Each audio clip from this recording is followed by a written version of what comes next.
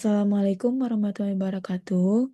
Pada kesempatan kali ini, saya akan mempresentasikan hasil tugas akhir mata kuliah metodologi penelitian. Saya sendiri, Jauhara Karima, dan judul yang saya angkat pada kali ini adalah analisis faktor-faktor yang mempengaruhi kemiskinan di Pulau Sumatera dengan pendekatan Geographically Weighted Regression atau GWR. Nah, di sini daftar isinya yang pertama ada bab 1 pendahuluan beserta latar belakang, rumusan masalah, tujuan penelitian dan manfaat penelitian, kemudian bab 2 tinjauan pustaka dan bab 3 metodologi penelitian. Nah, di bab 1 pendahuluan ini, latar belakang yang melatar belakangi saya mengangkat judul ini, yang pertama karena kemiskinan merupakan permasalahan utama yang menghambat pembangunan dan kesejahteraan masyarakat. Yang kedua, pengentasan kemiskinan menjadi prioritas dan nasional dan juga global, yaitu tujuan SDGs yang ke-1. Nah, namun Indonesia masih menghadapi tingkat kemiskinan yang relatif tinggi, apalagi di Pulau Sumatera yang sebagian besar provinsinya itu memiliki tingkat kemiskinan di atas rata-rata nasional.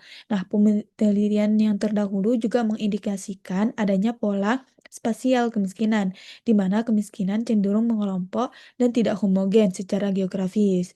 Nah, di sini diketahui juga bahwasanya kemiskinan dipengaruhi oleh berbagai faktor, dari pendidikan, kesehatan, inflasi, upah minimum, dan akses kredit, serta pengaruh yang berbeda antar wilayah.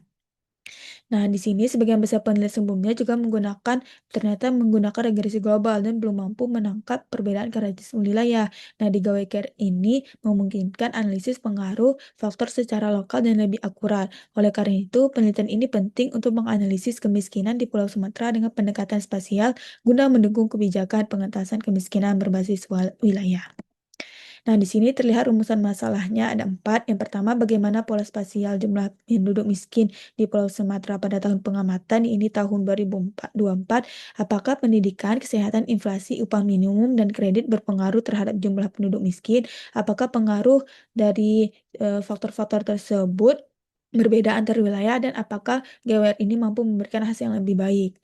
Nah, untuk tujuannya ini ada 4 juga, menganalisis pola spasial, menganalisis pengaruh terhadap jumlah penduduk miskin di Pulau Sumatera, mengidentifikasikan perbedaan, serta menerapkan dan mengevaluasi model GWR itu sendiri. Nah, manfaatnya ini ada 3, dari sisi akademis, praktis, dan kebijakan.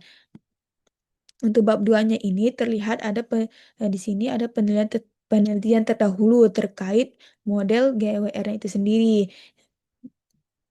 Nah, yang kemudian kita masuk ke pembahasan dari variabel-variabelnya. Yang pertama adalah kemiskinan, di mana kemiskinan merupakan kondisi ketidakmampuan individu atau rumah tangga. Nah, variabel penelitiannya seperti yang udah disinggung sebelumnya, terdiri dari pendidikan, kesehatan, inflasi, upah minimum kabupaten atau kota, akses kredit rumah tangga. Nah, di regresi linear berganda itu sendiri digunakan untuk menganalisis pengaruh beberapa variabel independen terhadap satu variabel dependen. Nah, tapi di sini kalau regresi ganda ini kan menganggap asumsinya tuh pengaruhnya seragam.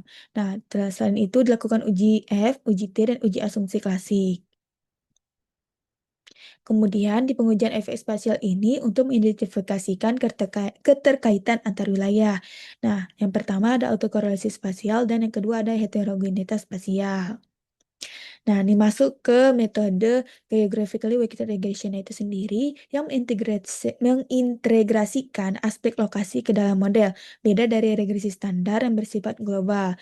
Nah, di GWR ini dia itu mengakomodasikan heterogenitas dan menghitung parameternya itu secara lokal di setiap titik pengamatan. Terdiri dari pembobot spasial, jarak Euclidean, estimasi parameter GWR, uji kesesuaian model, uji signifikansi, dan uji variabilitas spasial koefisien. Dan yang terakhir adalah pemilihan model terbaik menggunakan nilai AIC. Nah, di bab 3, masuk ke bab 3 yaitu metodologi penelitian, di mana data yang digunakan adalah data sekunder yang bersumber dari Badan Pusat Statistik dan juga sumbernya itu dari instansi resmi pemerintah.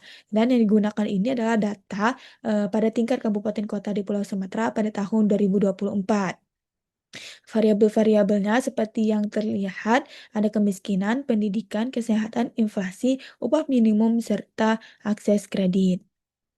Nah, untuk prosedur analisis datanya itu sendiri terdiri dari satu pengumpulan data, yang kedua statistik deskriptif, yang ketiga standarisasi dan transformasi, yang keempat regresi HLS, kelima uji efek spasial, enam model GWR, ketujuh pemilihan model terbaik, dan yang terakhir penarikan kesimpulan.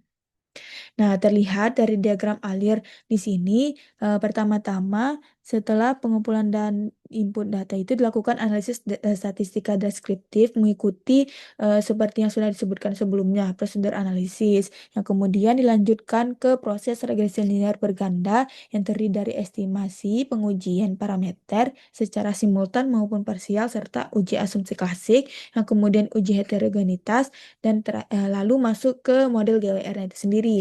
Yang pertama menghitung jarak Euclidean, menghitung pembobot, estimasi, uji kesesuaian, dan pengujian parameter, dan kemudian masuk ke uji variabilitas spasial, dan yang terakhir pemilihan model terbaik menggunakan nilai AIC dan penarikan kesimpulan. Mungkin itu saja dari saya. Mohon maaf atas segala kekurangannya. Wassalamualaikum warahmatullahi wabarakatuh.